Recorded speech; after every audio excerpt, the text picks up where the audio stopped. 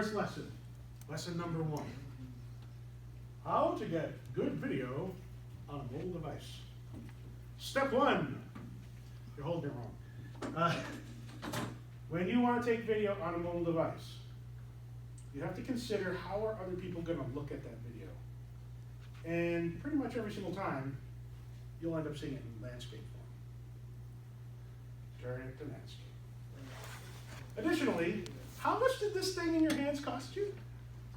Too much. This was $1,000. I paid it all up at once because that was my Christmas present to myself last year. So good. It's like my 3rd child. I love it. I don't love it as much as my other 2, but I play with it a lot more.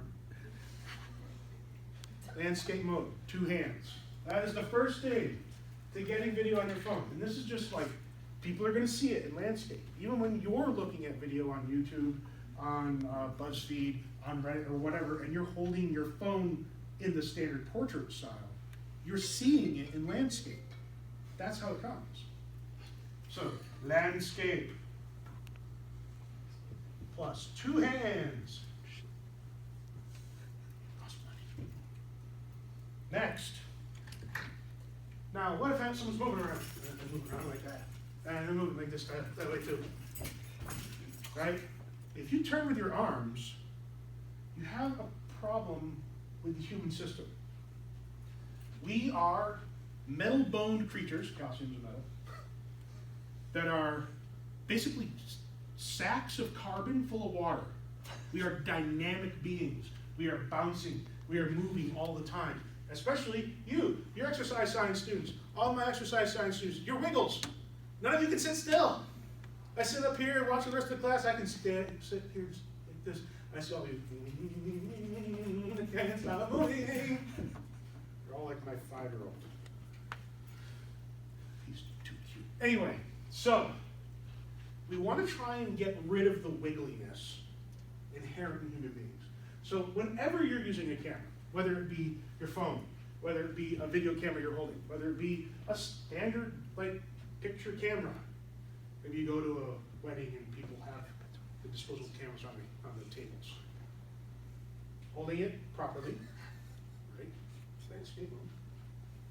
Bring your elbows in. Turn with your core.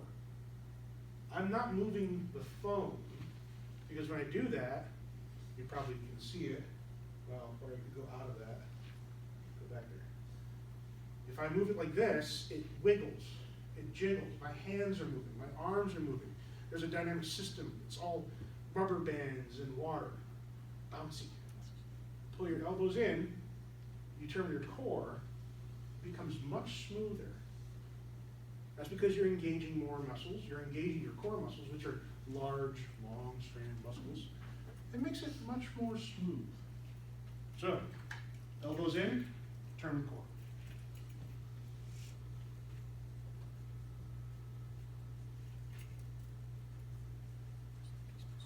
The next bit. As you saw, I ran back and forth like a silly person across the front of the room here. And oftentimes when you're taking video, you're watching someone do a thing, right? Now you don't want to zoom in, because the zoom on your camera, no matter how good your phone is, no matter how good whatever camera you're using is, zooming in causes loss on definition, and it causes a fisheye lens effect. Because the lenses on all cameras, all of them, are a bubble. It's like a half a bubble. And the software within this device helps mitigate that kind of curvature, but it doesn't really get rid of it. In the next project, we're actually going to visibly see it. We're going to make it happen. We're going to look at what happens when you move somebody from the edge of a frame to the middle to the edge again. You'll notice they go, woo, grow, because there's a certain amount of lensing effect. We want to make sure that doesn't happen. We also want to be able to follow any action that's going on. So, if you can stand still, great. Feet shoulder width apart. Do not lock your knees. A little bit of a horse stance, right? A little bit of a horse stance, like yoga.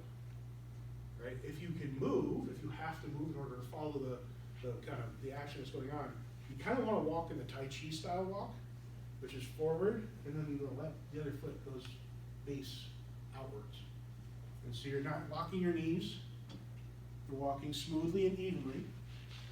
Keeping those elbows in, turning with your core. This will make really nice, very clean footage. Moving in even pace. If I need to zoom in on something, I move to the thing. I don't zoom in with the pinch. Right? I want to engage the body for it. So, that keeps coming out of that, doesn't it? Landscape, 2 hands, elbows in, turn to your core. Horse stance. And Tai Chi walk. Makes sense when you think about it. Okay, last 2 of these. Ideally, with any camera, you have it on a tripod. Tripod, 3 legs, makes triangles. The triangle is the strongest shape in nature. It's stable. It's the first stable shape. Yes, tables come before them because it's even more stable, but it's more complex. The first most stable shape is the triangle. So if you can, you want a tripod. Oh, you probably don't have one. Anybody carry a tripod on them? Not even me. Come on. No. So become the tripod. You're going to go to the walls. You're going to go to the doors. Get in there. Do it real quick. Run. Now, go. I'm not kidding. Everyone's like, are you serious? Yeah, I'm serious. Walls, doors, telephone poles, trees, large boulders, movable objects, the space station, I don't know, whatever you can get your body up against. You want to have your elbows in. You want to put one shoulder or the back of you into said item, into the wall, not into this door, into the door jamb, right? In the door jamb here, I'm going to take this foot straight down. All my weight's going this way, other foot, out. I am making a triangle. I am letting all of my body, all of my weight, go into this. If I'm doing it here, same thing. I got one heel against the wall, one foot out, shoulders against the wall. I'm keeping my elbows in, I'm turning with my core. I'm letting the wall absorb the bounciness. I'm taking the me out of the equation. So if you have the ability to stay still, find a wall, find a tree, find a doorway, lean up against it, become the tripod. Quick, back to your desk.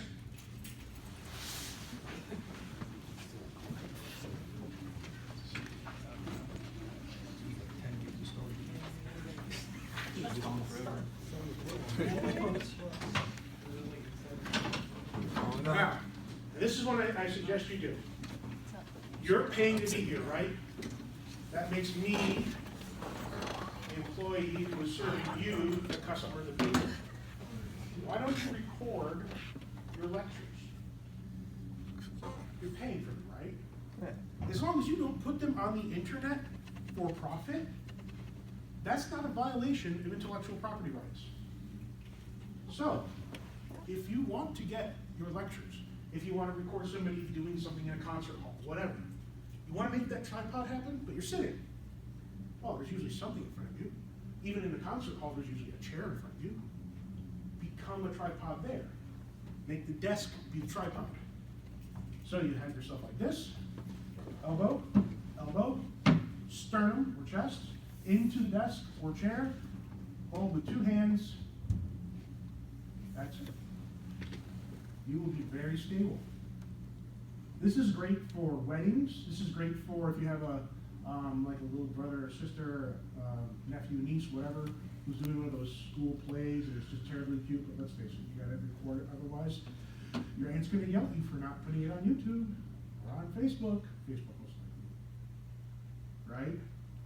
Desk it.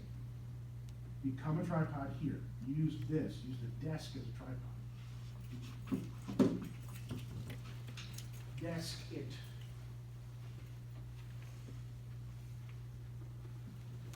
Okay. Those are the 5 ways you can improve your mobile video. In that order, too. Best way, landscape 2 hands, bam. That makes your videos way more watchable. Elbows in, turn with your core, makes it less shaky. Horse stance, Tai Chi walk, means you can follow action and it's still less shaky. Become a tripod, makes it stable. I mean, it's damn well watchable. Desk it, hey, you've got a spot, you can actually just take yourself out of the equation altogether. Where you're just making the camera point in one direction. You want that. There are 2 considerations though. One of them is sound. So you're holding a phone. Fundamentally, this thing is designed to catch your sounds, even when you're recording something. It's still designed to catch the sound coming off of you. Its microphones are designed to point towards the nearest point source and try not to pick up things that are far away. It's how it reduces the interference. Problem is you breathe. You hold your breath. That's not going to work. It's going to pass out. So, when it comes to these sort of things, you've got to be careful about sound. Outside is even worse. In an inside environment, it's not so bad, maybe a little echoey, but outside, wind blows, birds chirp, cars drive by. So you've really got to be careful about how the sound comes out on stuff. How do you do that? Well, one of the simplest things is you probably have a pair of headphones that have a little microphone in them, right? Plug them in. If you want to record what someone's saying, you give them the microphone half. You could have them as Bluetooth. It could be completely wireless too. Give them the microphone half. So they can speak into that. Otherwise, you kind of want to just get rid of the sound. You want to minimize it as best as possible. And the last thing is light. But not just light in general, but light source. Yes, it's got to be bright enough so you can see. Okay. That's common sense. But how is that light getting to your camera? Right now, this is a great environment. Look, there's a reason why the lights in this room have these crystally plastic covers on them. You ever wonder why? It's because it makes the light diffuse. You can look at that, it's not burning you, but you can still see everything because the light's being bounced around in all the directions. So it's not a point light source. It's not something bright coming from one direction. My earlier class is at 4 o'clock in here, videography class. We might actually get to go outside. It's during sunset. That sun is on the horizon. It is blazing, brilliantly bright and burning your eyeballs out. Also completely destroys any footage you take. It just sucks. Point light sources are a problem. Backlighting things, having light behind the thing you want to film while you're in the dark, makes it into silhouettes. If that's what you want it to be, that's cool. If that's not what you want it to be, it sucks. It completely destroys your footage. So what do you do about it? You want diffuse light. If you can't make diffuse light happen, say like this, or being out on a rainy day, rainy days are a great time to actually do video outside. The light's completely diffuse, comes from all directions, no shadows. If you have to, put the sun to your back. Put the spotlight to your back. If you're out on the football field and taking video of plays happening so they can study it back in the locker room, they have those great big lights out there. Make sure that your light is behind you while you're video recording. That's true for anywhere. You have to think about where's the light coming from. If it's from one spot, one source, get that one on your back. Otherwise, diffuse light is good. Okay, that's the lesson.